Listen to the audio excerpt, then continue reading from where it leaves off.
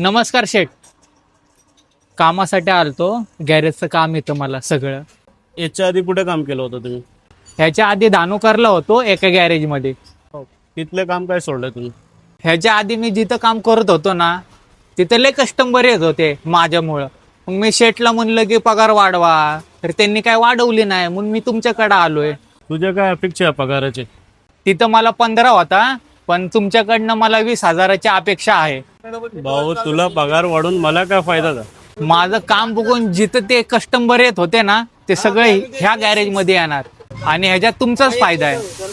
ठीक आहे, आजपासून तू लाग आमच्याकडे कामाला.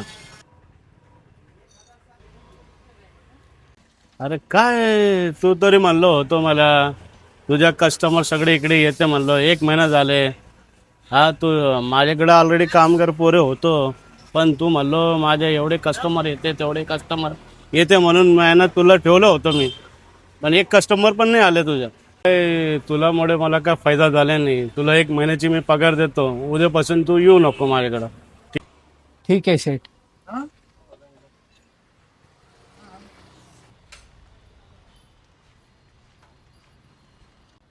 फिल्टर खोलायचं ना दादा? हा, हे खोलून घे. हा, चालतं. अरे सौरभ, आज इकडं माझ्या गॅरेजची कस काय आठवण आली तुला? शेठ, माझं चुकलं. मला वाटायचं की सगळे कस्टमर माझे काम बघून येतात, पण हा माझा लय मोठा गैरसमज होता. अरे तुला माहितीये का, हे असंच असतं.